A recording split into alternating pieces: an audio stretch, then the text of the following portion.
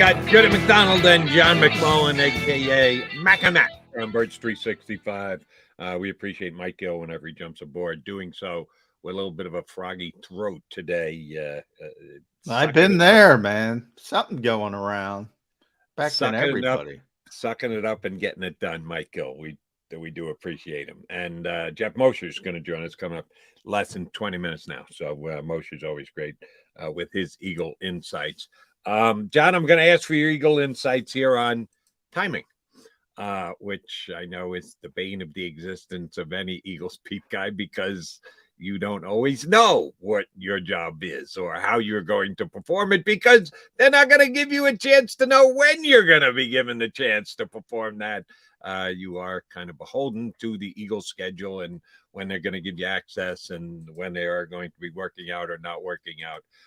You got to cut them some slack this particular week because the NFL, and I say rightfully so, decided to kind of shut down yesterday as everyone waited for hopefully good news on Hamlin. And we did get it that his breathing has improved in the hospital in Cincinnati. We don't know if there are going to be effects today. As of right now, the Eagles are scheduled to practice, but the coaches, the coordinators were scheduled to talk to you guys yesterday and it didn't happen. They shut it down.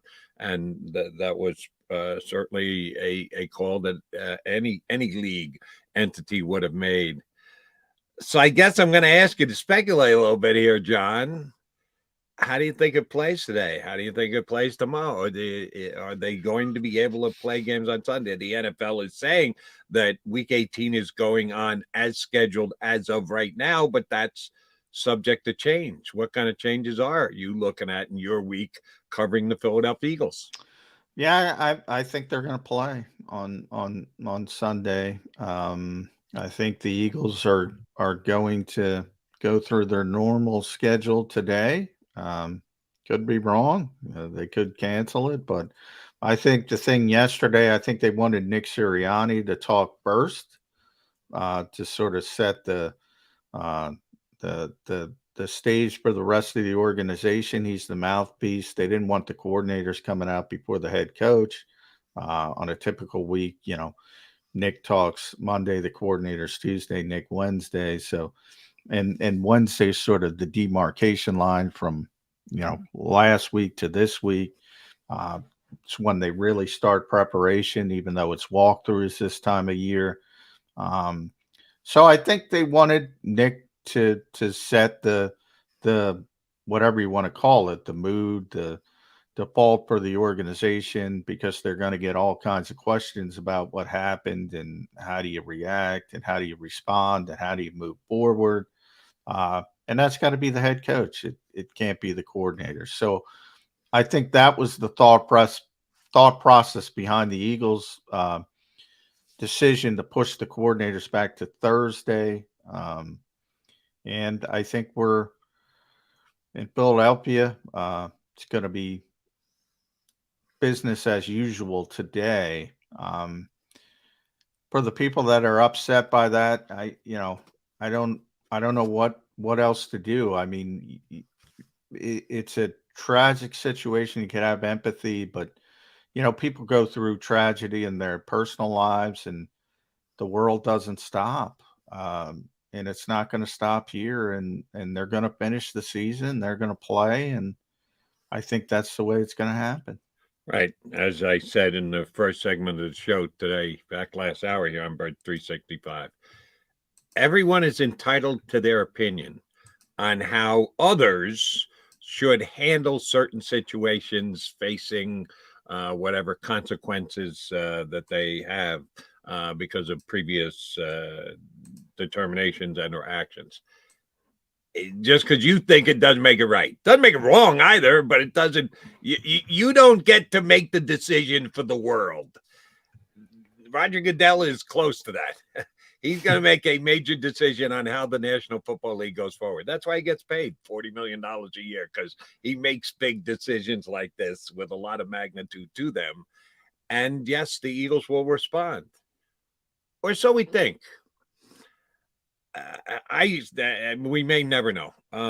There were reports out there that the reason that the game did not restart the other night despite the vehement denials by Troy Vincent that the league was considering at some point restarting the game, and that there had been a conversation about a 5-minute warm-up window when that became a report on the broadcast itself by Joe Buck.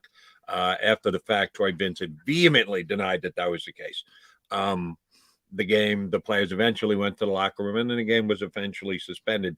And at the end of the day, they got it right. So I'm not going to nitpick it. I'm not going to try and get into the weeds on the details. Here's the bottom line. They got it right. Some people are always just looking for a reason to call somebody on the carpet for something. I don't much care about that.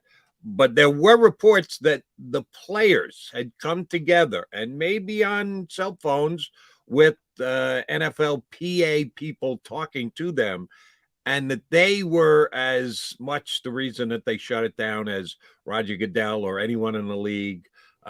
Some people speculating that it was the coaches who made the decision, taking the backs of their players, didn't want to put them through that, didn't want to put them in harm's way, going out there not focused. If, John, there's anything to the story that the players certainly, they I don't know that they made it a demand and said to their coach, listen, we're not playing, or if they said, listen, coach, we don't want to play. If you're asking our opinion, we prefer not to play. The players certainly had input on the game getting suspended the other night. What if the players rise together as a group this week and say, yeah, we're not ready to go back to work yet. We know that the NFL has a schedule, but they could push the season back. They could have some flexibility. Yeah, we're not ready to play week 18 just yet. How does Roger Goodell handle that if the players go down that road, John? Well, you can't play if you don't have players. So, if there's solidarity, I mean, there's nothing they can do other than push it back. I think the longer term would be, obviously,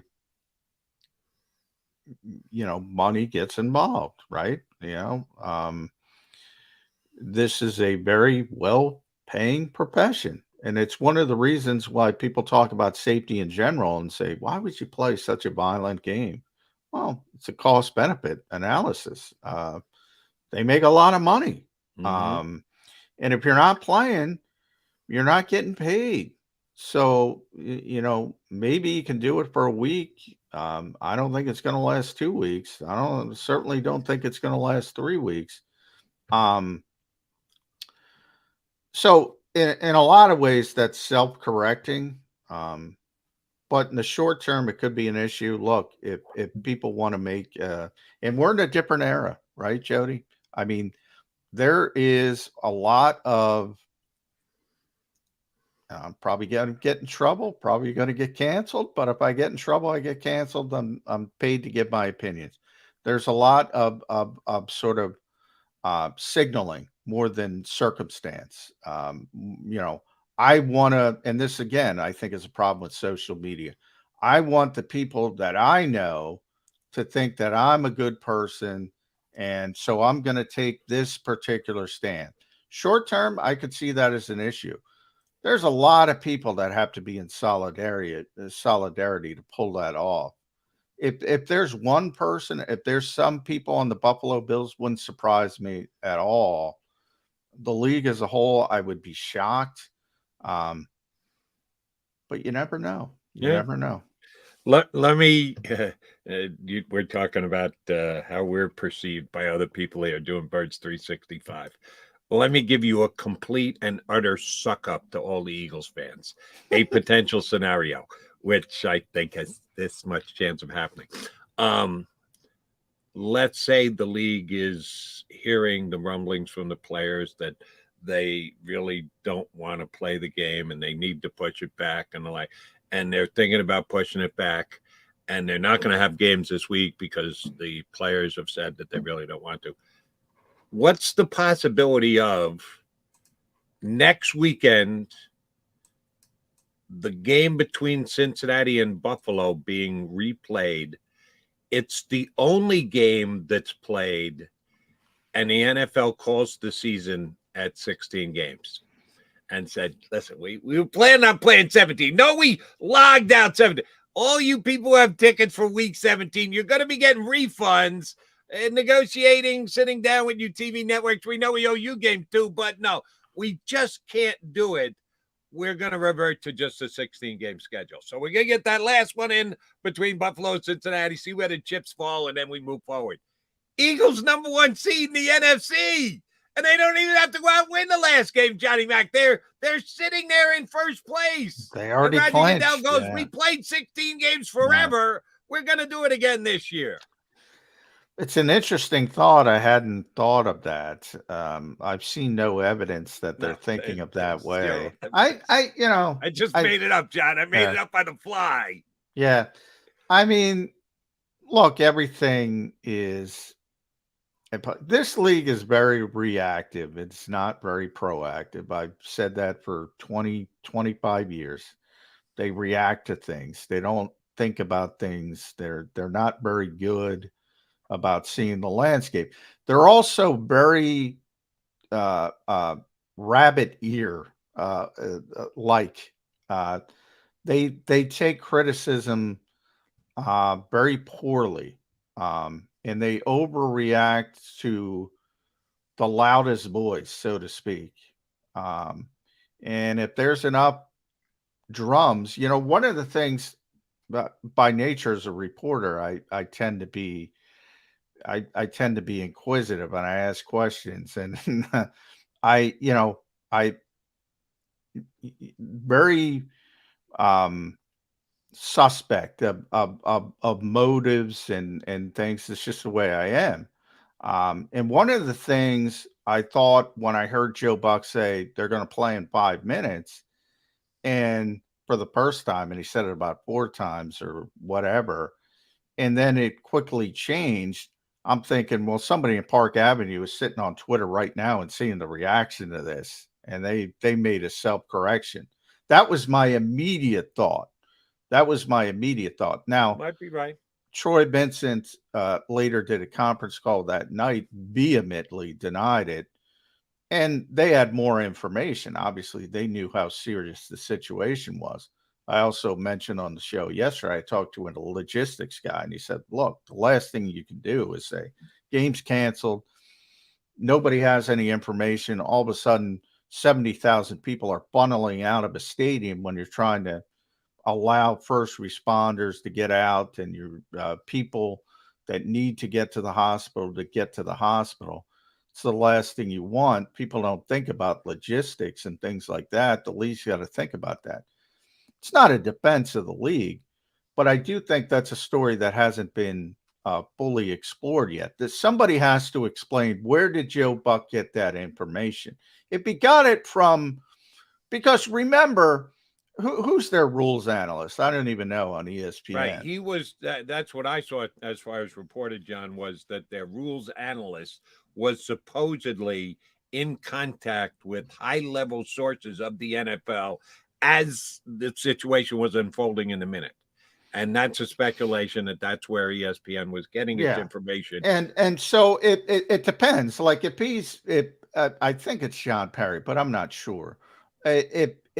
If he's getting that information from the league, it's different to me than he's saying, well, in a normal situation, and I'll go back to Josh Sweat at Lincoln Financial Field, that's a very serious situation.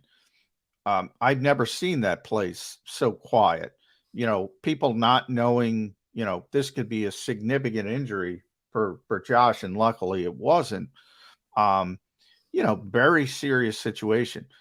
And the typical modus operandi, all right, let the guys warm up a little bit and go back to play. That's been going on in the NFL forever, and that might be untoward, but that is the normal course of business of how the league works. If that's how it happened, and John Perry's just thinking, all right, this is what we usually do. He doesn't know how serious the situation is. He's not on the field. That's what we normally do. That's what they're going to do. That's probably the best case scenario for the league.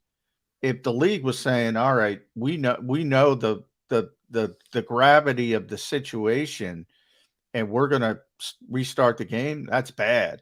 But Troy Vincent, I mean, the guy played in the league 14 years. I don't think he wants to stick his reputation on that. From what he was emphatic, Jody. He was like, that was ridiculous. So I kind of believe Troy. Maybe I'm wrong, but I kind of believe Troy. As do I. He has been in this position, a great player, great Eagle, but he's done a very nice job as an executive with the league for over a decade now. When he came out as vehemently denying the report that they were considering restarting the game, made me question it too. All right, he is John McMullen. I am Jody McDonald with Birds 365. Eagles are probably going to play a game against the Giants this week. We don't know that yet. Percentage, McMullen, 99, 99.9. 99.5. I'm going to go. 5. Okay. That football will go on as scheduled with week 18. The Bills-Bengals game, your guess is as good as mine, but we believe that the NFL will be ready to go, get the playoffs underway Saturday, 2 Saturday games, and then Sunday as well with the Eagles and Giants at 4:30, 4:25. Jeb Mosher from InsideTheBirds.com is going to jump in next. Mosher's got as good a grasp as not only on the Eagles, but things around the National Football League as anybody. Looking forward to talking with Jeff Mosher next here on